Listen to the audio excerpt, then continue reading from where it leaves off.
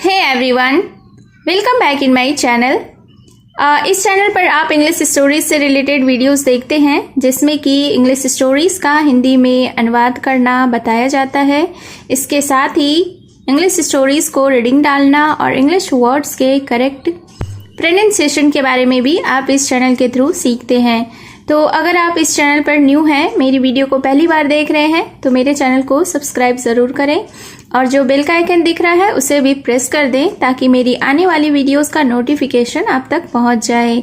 तो आज जो मैं स्टोरी लेकर आई हूँ यह एक शॉर्ट मॉरल स्टोरी है। बहुत ही अच्छी कहानी है, सुनकर आपको बहुत ही मज़ा आएगा। और इस स्टोरी में जो वर्ड्स यूज़ हुए हैं वो एडवांस्ड लेवल के हैं, तो बहुत सारे न्यू वर्ड्स भी आप इस स्टोरी में सीखेंगे। तो चलिए स्टार्ट करते हैं आज का यह मॉरल स्टोरी। आज के स्टोरी का टाइटल है द डे ड्रीमर्स। डे का अर्थ होता है दिन, ड्रीमर्स यानी कि स्वप्न देखने वाला या कल्पना करने वाला। तो शीर्षक का अर्थ हुआ दिन में कल्पना करने वाला या दिन में स्वप्न देखने वाला। So let's begin the story. A man named Gopal lived next door to a couple who loved to daydream. क्या मतलब हुआ इस सेंटेंस का? सबसे पहले इस सेंटेंस के वोकैबुलरीज को देखते हैं। लिव्ड का अर्थ होता है रहता था, लीव यानी कि रहना, चूंकि यह लिव्ड है इसलिए रहता था। नेक्स्ट डोर यानी पास के दरवाजे या पास का दरवाजा। कपल यानी कि जोड़ा। लव्ड यानी पसंद था। डे ड्रीम यानी कल्पना करना। तो इस सेंटेंस का अर्थ हुआ कि अ मैन नेम्ड गोपाल, एक व्यक्ति जिसका नाम गोपाल था, lived next door to a couple, वह एक जोड़े के पास के दरवाजे में रहता था। Who loved to daydream, जिसे कल्पना करना पसंद था या स्वप्न देखना पसंद था। One day the husband said, if I had some money I would buy a few cows. फिर क्या हुआ? वन डे यानी कि एक दिन। द हस्बैंड सेड, हस्बैंड का अर्थ होता है पति। तो एक दिन पति ने कहा, if I had some money, कि अगर मेरे पास कुछ पैसे होते, I would buy a few cows, यानी कि मैं कुछ गाय खरीदता। चूंकि सेंटेंस पास्ट टेंस में है इसलिए यहाँ पे सेंटेंस भी पास्ट टेंस में ही होगा। तो इस सेंटेंस का अर्थ हुआ कि मैं कुछ गायें खरीदूंगा। Then we would get a lot of milk, और फिर तब हमें बहुत सारा दूध मिलेगा।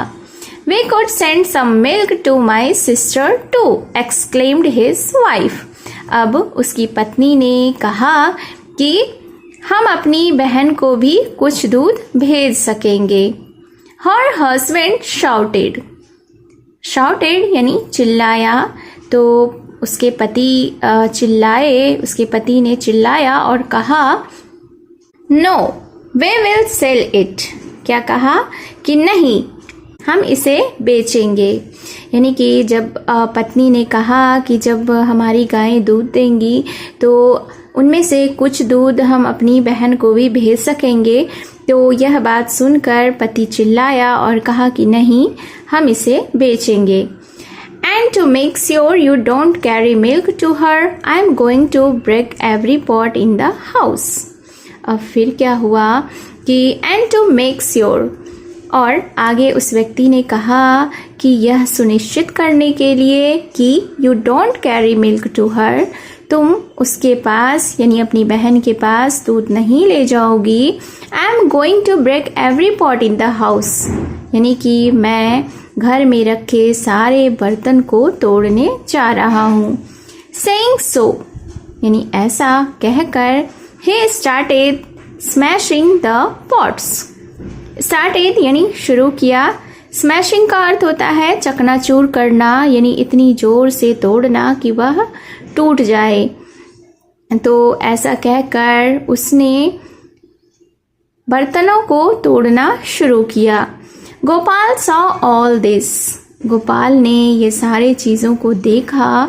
He picked up a stick and started beating the air with it.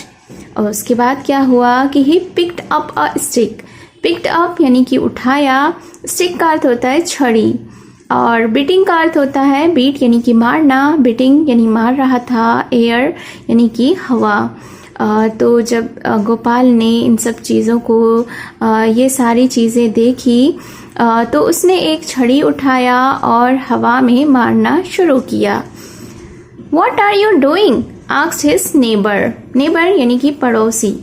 तो उसके पड़ोसी ने, गोपाल के पड़ोसी ने, जो कि लड़ रहे थे, झगड़ रहे थे आपस में, पति पत्नी ने गोपाल को देखा और उससे पूछा। क्या पूछा? What are you doing? तुम क्या कर रहे हो? Driving away your cows, replied Gopal. Driving away your cows यानी कि आपकी गायों को भगा रहा हूँ, replied गोपाल। गोपाल ने जवाब दिया। They have eaten the cucumbers in my garden. cucumbers यानी कि खीरा, garden यानी कि बगीचा। तो आगे गोपाल ने कहा कि they have eaten the cucumbers in my garden यानी कि मेरे बगीचे से इन्होंने यानी गायों ने खीरों को खा लिया। But you don't even have a garden, the neighbour exclaimed. अब नेबर ने यानी कि पड़ोसी ने कहा कि लेकिन आपके पास तो अभी तक बगीचा है ही नहीं। I am going to have one soon, replied Gopal. Gopal ने जवाब दिया कि मैं जल्द ही एक लेने जा रहा हूँ, यानी कि मैं जल्द ही एक बगीचा लेने जा रहा हूँ। The neighbour realised their mistake and felt ashamed of themselves. Realised का अर्थ होता है समझना या एहसास होना, महसूस करना। मिस्टेक यानी कि गलती। अशेम्ड का अर्थ होता है शर्मिंदगी। देमसेल्व्स यानी खुद पर। फेल्ट यानी महसूस करना।